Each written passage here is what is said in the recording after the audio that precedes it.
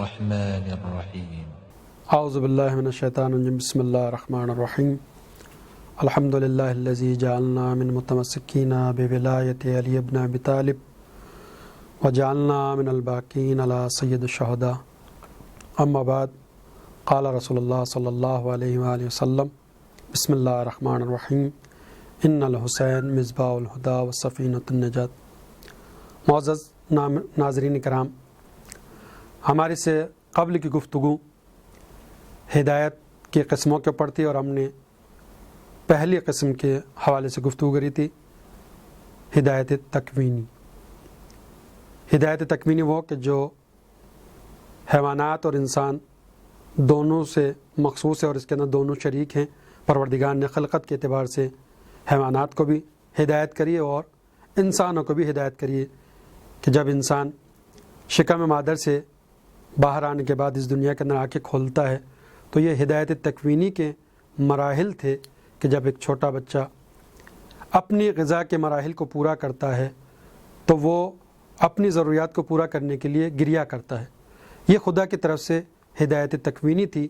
کہ قدرت نے اس کو ہدایت دی کہ تمہیں جس چیز کی بھی ضرورت ہو اس کے لیے تمہیں گریا کرنا ہے۔ لہٰذا ہم دیکھتے ہیں اگر بچہ بھوکا ہو تو وہ روتا ہے، اگر بچے کے کپڑے تبدیل ہونے، بچے کے کپڑے گیلے ہو گئے اور ماں اس بات کی طرف متوجہ نہیں ہے تو بچہ تھوڑی دیر بعد رونے لگتا ہے، گویا رو کر وہ اپنی ماں کو متوجہ کرنا چاہتا ہے کہ میرے کپڑے تبدیل کر دیے جائیں۔ تو یہ ہدایت تکوینی کے ابتدائی مراحل تھے کہ جو قدرت نے انسانوں اور حیوانات دونوں کے اندر مشترک رکھے ہیں۔ ہدایت تکوینی کے بعد کا مرحلہ ہے ہدایت تشریعی، اور یہ ہدایت تشریعی مخصوص ہے انسانی معاشرے سے، انسانی سماج سے، کہ پروردگار نے ہدایت تشریعہ کے لیے انسانی سماج کو مخصوص کرایا اور انسانوں کی ہدایت اور رہنمائی کے لیے پروردگار نے 1,24,000 انبیاء کا معصوم سلسلہ شروع کرا، اور اس کے بعد جب سلسلہ نبوت کو ختم کرا تو اس کے بعد سلسلہ امامت کو شروع کرا کہ جو انشاءاللہ صبح قیامت تک کے جاری و ساری رہے گا، اور جس کی ایک فرد آج بھی پردے غیب میں رہ کر انسانی معاشرے کو بالخصوص شیعہ حیدر کرار کو ہدایت فرما رہی ہے، ان کی رہنمائی کر رہی ہے۔ ہدایت تشریعہ ہی کا یہ مرحلہ تھا کہ پروردگار نے آدم کی شکل میں اپنا سب سے پہلا نمائندہ اور ہادی بھیجا، اور پھر یہ سلسلہ چلتا رہا اور سب سے آخر میں سب سے افضل نبی حضرت محمد مصطفیٰ صلی اللہ علیہ وسلم کو اس دنیا کے اندر بھیجا۔ اب کیونکہ یہ ہدایت تشریعہ کا سلسلہ صبح قیامت تک کے جاری اور ساری رہے گا، لہٰذا نبی آخر نے اپنے آخر وقت کے اندر اپنی امت کی ہدایت کی فرائض کو انجام دیتے ہوئے ان کے درمیان آخر وقت کے اندر یہ حدیث ارشاد فرمائے انی تارکن فیکم الثقلین، کہ میں تمہارے درمیان دو قدر چیزیں چھوڑے جا رہا ہوں، ایک کتاب الہی ہے، دوسری میری اطرت ہے، جب تک کہ تم ان دونوں سے متمسک رہو گے کبھی گمراہ نہ ہوگے، اور یہ دونوں کبھی جدا نہیں ہوں گے یہاں تک کہ حوض کوثر پہ میرے پاس وارد ہوں گے۔ تو نبی آخر زمانے آخر وقت کے اندر امت کی ہدایت کی ذمہ داری اور فرائض کو پورا کرتے ہوئے یہ انتظام فرمایا کہ میں تمہارے درمیان کتاب الہی چھوڑ کے جا رہا ہوں جو تمہاری ہدایت کرتی رہے گی، اور کتاب الہی کے ساتھ ساتھ میں اپنی اطرت بھی تمہارے درمیان چھوڑے جا رہا ہوں، اور تمہارا فرض ہے کہ تم قرآن اور اطرت دونوں سے متمسک رہنا۔ یعنی رسول نے یہ بتا دیا کہ اگر امت مسلمہ کو ہدایت چاہیے تو اس کے ایک ہاتھ کے اندر قرآن ہونا چاہیے اور دوسرے ہاتھ کے اندر اہل بیت علیہ الصلوۃ والسلام کا دامن ہونا چاہیے، اور یہی ہدایت کی ذمہ داری تھی کہ رسول خدا نے امام حسین علیہ السلام کی شان میں جو حدیث ارشاد فرمائی ان الحسین مصباح الہدی وسفینۃ النجات، کہ بے شک میرا یہ لال حسین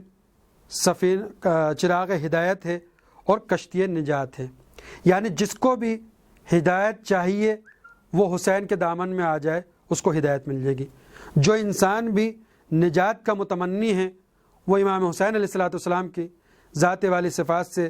متصل ہو جائے اس کو نجات مل جائے گی۔ رسول نے اپنی حدیث کے اندر دو چیزوں کی طرف اشارہ فرمایا ہے اور امام حسین علیہ السلام کو ان دو چیزوں سے تشبیہ دی ہے۔ کیا کہا؟ ان الحسین مصباح الہدی، کہ بے شک حسین چراغ ہدایت ہے، یعنی امام حسین علیہ السلام کو تشبیہ دی ہے چراغ ہدایت سے چراغ سے، وسفینۃ النجات، اور حسین ہی کی ذات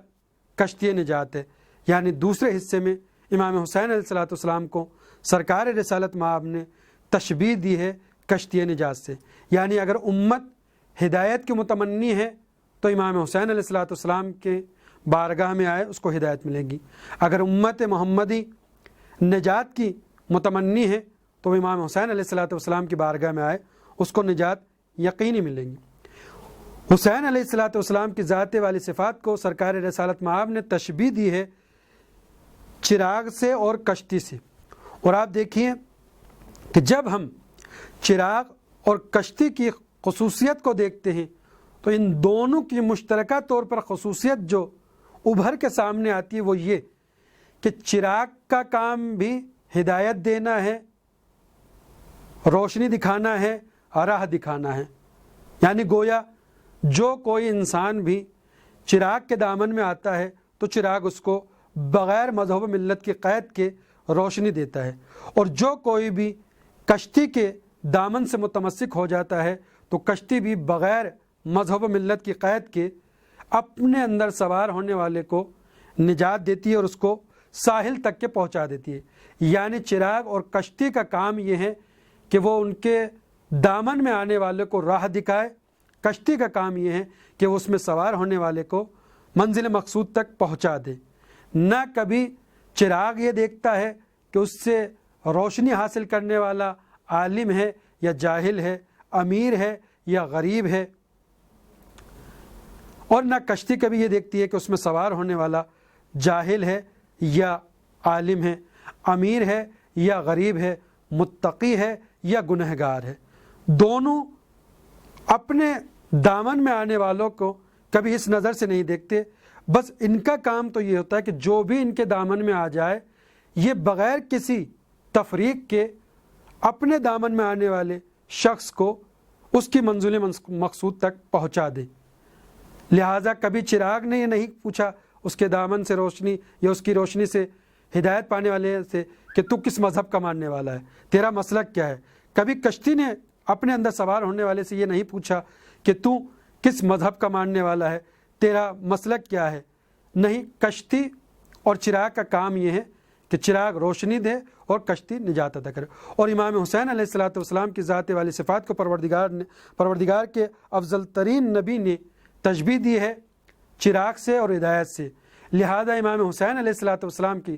ذات والی صفات کا بھی یہ کام ہے کہ جو کوئی بھی امام حسین علیہ السلام کے دامن سے متمسک ہو جائے، حسین کی ذات اس کو ہدایت کرے گی، اس کو راہ دکھائے گی۔ جو شخص بھی امام حسین علیہ السلام کی ذات والی صفات سے متصل ہو جائے گا، منسلک ہو جائے گا، امام حسین علیہ السلام کی ذات اس کو نجات دے گی۔ اور یہی صفت ہمیں امام حسین علیہ السلام کی ذات میں بھی دیکھنے کو ملتی ہے کہ سرکار امام حسین علیہ السلام کی بارگاہ میں آنے والے سے کبھی یہ نہیں پوچھا جاتا کہ وہ کس مذہب کا ماننے والا ہے، وہ کس مسلک کا ماننے والا ہے، وہ امیر ہے یا غریب ہے، وہ دشمن ہے یا دوست ہے۔ امام حسین علیہ السلام کے محفل ذکر کے اندر، امام حسین علیہ السلام کی مجلس کے اندر جو کوئی بھی آ جائے، امام حسین علیہ السلام کا ذکر اس کو ہدایت دیتا ہے، چاہے وہ اسلام کا ماننے والا ہو یا اسلام کا ماننے والا نہ ہو۔ یہی وجہ ہے کہ آج 1400 سال بعد جب ہم دیکھتے ہیں تو فقط یہ مکتب حسینی کا امتیاز ہے کہ جس کے اندر ہر مذہب کا انسان در حسین میں ہمیں سر جھکاتا ہوا نظر آتا ہے۔ عیسائی ہے تو وہ مجلس امام حسین علیہ السلام میں آ رہا ہے، ہندو ہے تو وہ مجلس امام حسین علیہ السلام میں آ رہا ہے، امیر ہے تو وہ بھی امام حسین علیہ السلام کی مجلس میں آ رہا ہے، غریب ہے تو وہ بھی امام حسین علیہ السلام کی مجلس میں آ رہا ہے، وقت کا مرجع ہے وہ بھی امام حسین علیہ السلام کی مجلس میں آ رہا ہے، اور کسی مرجع وقت کا مقلد ہے تو وہ بھی امام حسین علیہ السلام کی مجلس میں آ کر اسی جگہ پر بیٹھ رہا ہے کہ جہاں پر ایک مرجع وقت تشریف فرما ہے۔ گویا امام حسین علیہ السلام کی بارگاہ میں جب آ جاتا ہے کوئی انسان تو وہ سب برابر ہو جاتے ہیں، سب حسینی ہو جاتے ہیں۔ یہی درسگاہ امام حسینی کا سب سے اہم درس ہے کہ درسگاہ امام حسینی میں آنے والا ہر انسان برابر ہے، حسین کی ذات ہر ایک کو ہدایت اور نجات دینے والی ہے۔ پروردگار کی بارگاہ میں دعا گو ہیں کہ پروردگار ہمیں اور پوری امت مسلمہ کو امام حسین علیہ السلام کی ذات کے صدقے میں ہدایت عطا فرمائے اور نجات عطا فرمائے۔ آمین یا رب العالمین۔